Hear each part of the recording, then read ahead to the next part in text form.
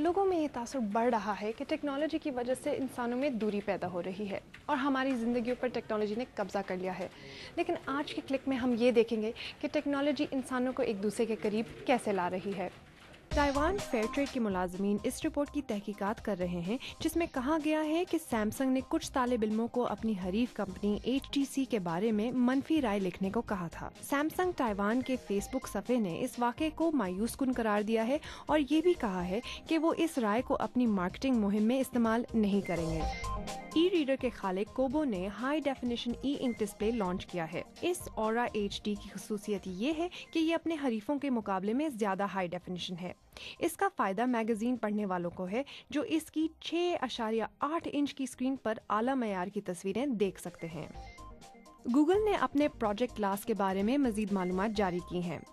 Google نے app developers کو کہا ہے کہ ان چشموں کے چھوٹے سے ڈسپلے پر اشتہارات کی اجازت نہیں ہوگی. ان وائس ایکٹیویٹڈ اسپیکس میں نہ تو ہیڈ فونز ہوں گے اور نہ ہی ایئر بڈز، بلکہ بون کنڈکٹر ٹرانسڈیوسر کے ذریعے آواز کی لہریں استعمال کرنے والے کی چیک بون سے گزر کر ان کے کان کے اندر کے حصے تک پہنچے گی. گوگل گلاسز میں 5 میگا پکسل کیمرہ بھی ہوگا.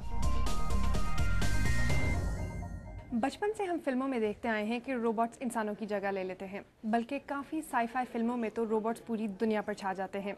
آج کے کلک میں دیکھیے کس طرح ایک روبوٹ نے ایک خاندان کا دل جیت لیا. Hi, I'm Grady. And this is my Grady bot. پچھلے 2 مہینوں سے گریڈی ہافمن اپنی زندگی اس روبوٹ کے ذریعے گزار رہے ہیں. سال 2012 کے شروع میں گریڈی کی عمر 8 سال تھی اور ان کو بتایا گیا کہ انہیں بون میرو ٹرانسپلانٹ کی ضرورت ہے. ان کو یہ بھی بتایا گیا کہ آپریشن کے بعد ان کو ہاسپٹل کے ایک چھوٹے سے کمرے میں تنہائی میں رکھا جائے گا. یہ ایک ایسے بچے کے لیے جو زندگی اپنے بڑے بھائیوں کے ساتھ کھیل کود میں گزارنا چاہے ایک سزا سے کم نہیں. مگر ان کے دوست نے سلیکان ویلی کی کمپنی اینی باٹس کو اس بات پہ آمادہ کیا کہ وہ گریڈی کو ان کا ایک ٹیلی پریزنس روبوٹ QB استعمال کے لیے مستعار دے دے جس کا نام ان کے خاندان نے گریڈی باٹ رکھا ہے. میں خوش تھا، بہت خوش، کیونکہ میں گھر میں نہ صحیح مگر خود کو گھر میں محسوس کر سکتا ہوں. QB کا کیمرہ گریڈی کی آنکھ اور اس کے مائکرو فون اور سپیکرز گریڈی کے کان کا کام انجام دیتے تھے. انسان طویل فاصلے پر براؤزر کے ذریعے وہ دیکھ اور سن سکتا ہے جو روبوٹ دیکھ اور سن رہا ہو. اس کے ذریعے دور بیٹھے شخص سے بات کی جا سکتی ہے. گریڈی نے ہسپتال میں ریموٹ کے ذریعے اس 2 پہیوں والے روبوٹ کو اپنے گھر میں چلایا. ہم کھانے کی میز پر بیٹھے تھے اور گریڈی کی کرسی کی جگہ میز کے پاس اس روبوٹ کو رکھ دیتے تھے. اس طرح وہ دوپہر اور رات کا کھانا ہسپتال میں کھاتا تھا مگر روبوٹ کے ذریعے ہمارے ساتھ موجود ہوتا تھا. گریڈی باٹ نے رات سونے سے پہلے اپنے بھائیوں کے ساتھ کھیلا کودا، اپنے دوستوں کو ملنے اسکول گئے، اپنے بھائی کی سالگرہ منائی اور اپنے بھائیوں کی چھیڑ چھاڑ کا بھی سامنا کیا. یہ کچھ عجیب پر مزیدار احساس تھا. زیادہ مزہ اس بات میں تھا کہ گریڈی ایک روبوٹ میں تھا جس سے اگر ہم جھنجھلا جاتے تو اسے بند کر سکتے تھے. آخرکار گریڈی کو خاموش کرنے کے لیے ایک میوٹ بٹن بھی تو تھا.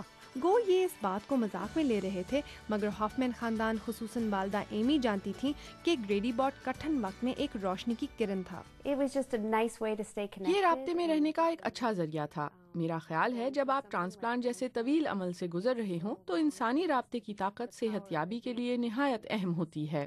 لڑکوں کے خیال میں QB استعمال میں آسان اور دلچسپ ہے لیکن اس کی بہتری کے لیے ان کے پاس ایک تجویز ضرور ہے. مجھے یہ نہیں معلوم کہ یہ کیسے ہوگا مگر روبوٹ کے اگر بازو ہوں تو یہ زبردست ہوگا. ایک رائے ہمارے پاس بھی ہے. ڈیمو کے دوران ہم نے محسوس کیا کہ انٹرنیٹ کنیکشن میں خلل کے باعث مزہ ادھورا رہ جاتا ہے. اس سب کے باوجود ٹیکنالوجی یہ ثابت کر رہی ہے کہ روبوٹ کے ذریعے ہم بہت کچھ کر سکتے ہیں، نہ کہ صرف وہ غیر دلچسپ کام جو اور کوئی نہیں کرنا چاہتا.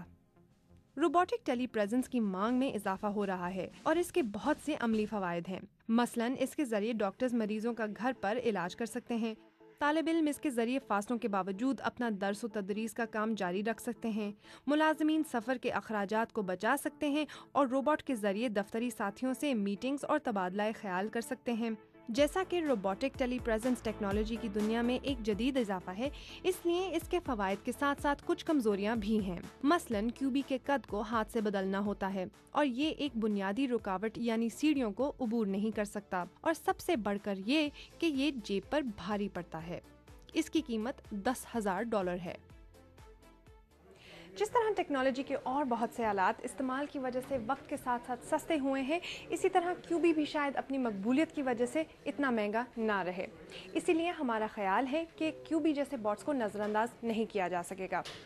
इस हफ्ते का क्लिक बस यहीं तक था। आइंदा हफ्ते टेक्नोलॉजी की ताज़ा तरीन और दिलचस्प खबरों के साथ फिर हाजिर होंगे।